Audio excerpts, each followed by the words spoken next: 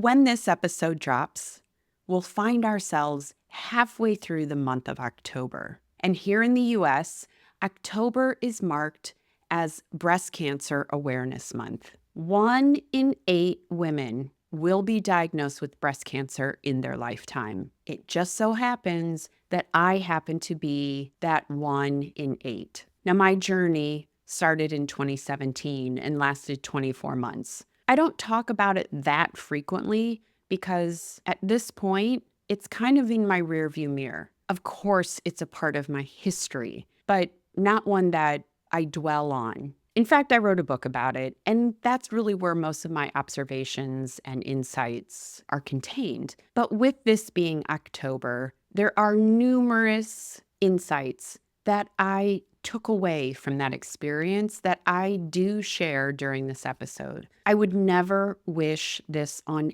any person. Unfortunately, you may have already experienced this yourself, or you probably know someone in your family, in your friend circle, someone at work. You have experienced this disease on the outside looking in. Here is my specific PSA. If there is a woman in your life whom you love, and that includes yourself, please be sure to get a mammogram. A mammogram is how I found out that cancer had started in my body. Without that, I'm not sure how long or how far my cancer would have spread had I not received that red flag during a routine mammogram. Look, I get it.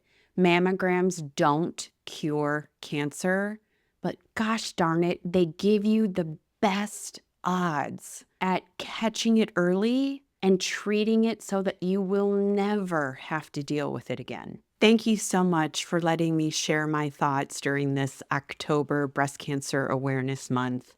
I'm stepping off the PSA. Now let's get to the episode.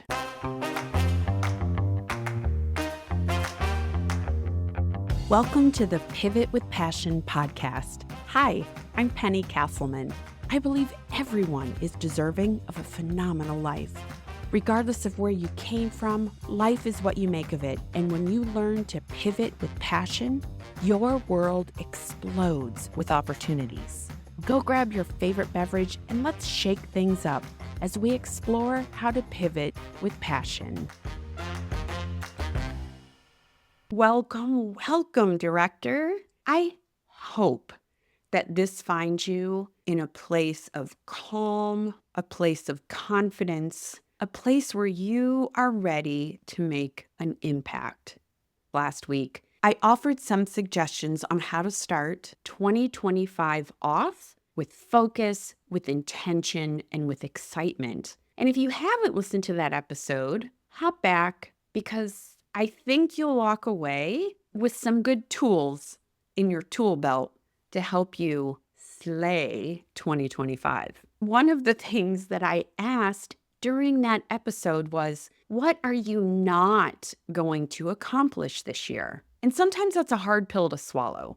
I know for me, there are certainly things that I had on my vision board for the beginning of this year that have yet to happen. Now, there is hope.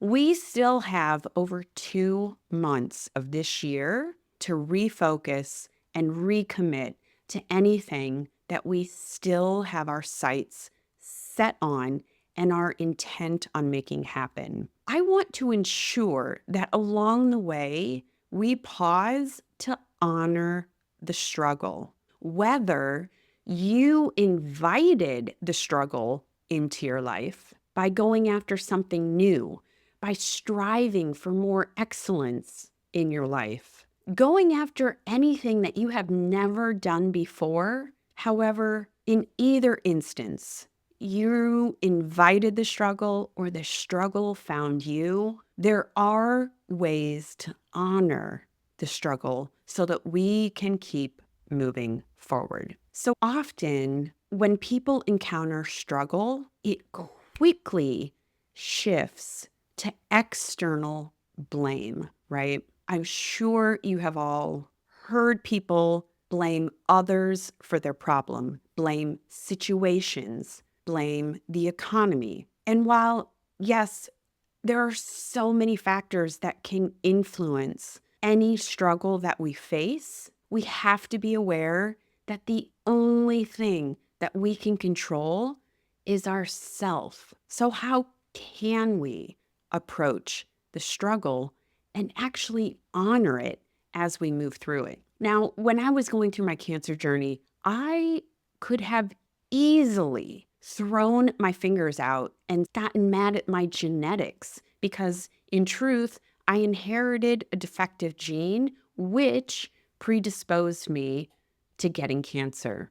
I could blame technology for not catching my cancer sooner, or been mad that we didn't innovate fast enough so that I wouldn't have to deal with that. But when we throw our fingers out to point to external things, that has us giving away our control. Now, you may not like me saying this, and I get it, because if you're not used to taking full ownership of everything that is happening in your life, this could be a hard message to listen to and to internalize and embrace. But we have to honor that it is here, and we have to honor our part in managing through it and getting ourselves to the other side. Because I want us to stop pointing the finger external. Yes, can we acknowledge that the struggle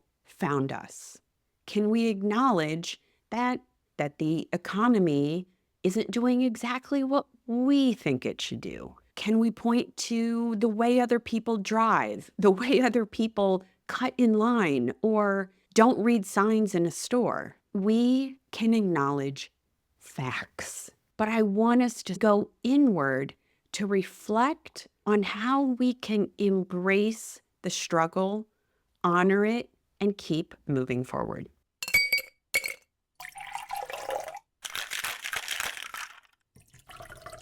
It's time for a clarity cocktail. Today's clarity cocktail comes from Frederick Douglass. If there is no struggle, there is no progress. 9 words, director. 9 words. And Frederick Douglass handed us a truth bomb. If there is no struggle, there is no progress. His words ring true because, yes, time will pass. It doesn't mean, though, that we've made progress. There is struggle in finding the best way to create something that has never been created before. Think of Henry Ford and the car, Alexander Graham Bell and the telephone. We might struggle when we're trying to adopt a new way of thinking or absorb some new knowledge. And we might struggle with how we think of things because our mind wants to keep slipping back into old habits. I am sure that you have, at some point in your life, seen a graph that illustrates progress or success or achievement. And jokingly, they will draw a straight line. We both know that progress and success are never a straight line. It's like an upside down roller coaster with some twists and turns and ups and downs. It is anything but straight. But with each twist and turn and loop, if we honor the struggle, we can continue to progress. The next time you face something that is causing you much frustration and struggle, remember these 9 words from Frederick Douglass. If there is no struggle, there is no progress. So be grateful for where you're at. Everyone who has met with struggle knows on the other side is progress. And now, back to the episode. Cheers. Circling back to how can we honor the struggle, I want to offer 2 questions and 1 reminder as we face these challenges. The first question is, what can I learn? I promise you that within every struggle is a lesson that we can walk away with. I know for me, as I looked around during my cancer journey to find something that I could grasp onto, I focused on those things that I could control. I did a deep dive on how I could eat cleaner during the time I was heavy into treatments and therapies and surgeries and recovery. I made that a huge focus during my struggle. I also found that I redefined what exercise was because so many times I didn't have the full energy that I used to have. I didn't have the full range of motion that I had prior. So I would invite you, as you are in the midst of a struggle, ask yourself, what can I learn? Because there is something that you can take away from your struggle and help move you forward. The second question is, how can I practice self-care? Too often in the midst of a huge struggle, we think in order to get through it, we have to stay laser focused, keep our head down, plow through, just don't think about anything else, just push, push, push to get to the other side. But director, you will burn out and you might take longer to get through the struggle you find yourself in. So how can you practice self-care during a struggle? Because just like in an airplane, put your mask on first because you can't help others. Well, certainly put your mask on first to help yourself. I know when I was going through cancer, I had to have massive amounts of patience. That is one way that I practice self-care, was to give myself the gift of patience and give myself grace. Another way that I practiced self-care was journaling. I needed to get the thoughts that were rumbling around in my head out. And the way for me to do that was to journal and provide updates to my friends and family. And honestly, that's how my book got its genesis, was from those updates that I was providing. The way I was practicing self-care, I also honored my need for naps. I still remember visiting with my oncologist, and I was lamenting to him that I still was taking 2 naps a day. And he paused and politely said, "Penny, you've just gone through a 6-hour surgery. It's okay that you are taking 2 naps a day." Sometimes in going through a struggle, we can lose a little perspective. I certainly lost perspective. The 2 questions in recap: 1, what can you learn about the struggle that you are going through? And 2, how can you practice self-care to ensure that you can come out on the other side better, stronger, and more successful? And the one reminder I want to offer is, this too shall pass. Often it was very evident that I was going through a health crisis. I was missing most of my hair. I didn't have the same level of energy. I had scars that I didn't have before. But as I stand here today, if you were to meet me on the street, in the grocery store, at a coffee shop, during a happy hour, you would not know that I spent 24 months battling breast cancer. And the further away I get from those 24 months, the more they become a faint memory. They will always be a part of my life. But I have now moved beyond that struggle. And I know, director, you have not made it this far in life only to make it this far in life. You may not have battled cancer, but I guarantee you have struggled somewhere in your life, and where you stand today is beyond that event. One thing I want to invite you to consider is you are not alone. Whatever struggle you find yourself in the midst of today, someone else has gone before you and faced some of the same struggles. This is where asking for help, leaning on trusted friends, advisors will serve you well to get you beyond the struggle. I would also invite you as we head into the remainder of this year to hold fast that everyone struggles. Every person that you encounter has, is, or will be facing a struggle of their own that you know nothing about. Like I mentioned, if you met me today and didn't know anything about my past, you would not know that I spent 24 months battling breast cancer.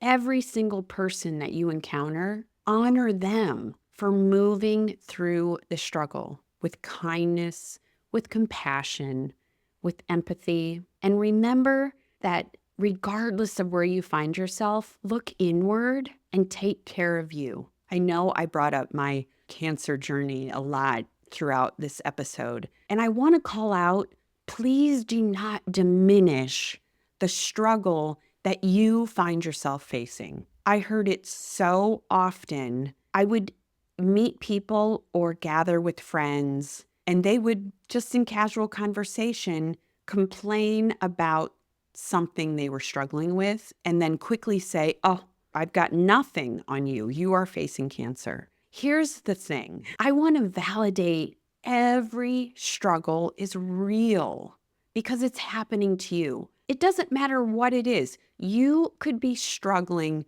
with how to make sourdough bread. Yes, you can compare sourdough bread to cancer because if sourdough bread is what you are trying to master and you are trying to progress through and you are finding it challenging because you can't get the proportions right or the yeast right or the temperature right, whatever it is, honor the struggle. I honor you. Is sourdough bread life or death? No. Is it struggle? Yes. And so I honor that. Whatever it is you're going through, know that I see you, I believe in you, and this too shall pass. I implore you as we move through the balance of this year, honor the struggle. Director, I want you to know that you deserve a phenomenal life. And yes, that phenomenal life will come with struggle. But I want you to feel empowered to make new decisions. Ask yourself the tough questions to help keep you moving forward. And I want you to take bold action because I know you have not made it this far only to make it this far. Until next week, Director, I am cheering you on. I am honoring your struggle. And I know that this too shall pass. I can't wait to chat with you again next week. Friend, thanks for listening to this episode of Pivot with Passion. If you've been feeling stuck, exhausted, or frustrated, this is your permission slip to go grab a red marker and claim the life you desire and deserve. If you enjoyed this episode, share it with a friend, and then hop over to rate and review the show on Apple Podcasts.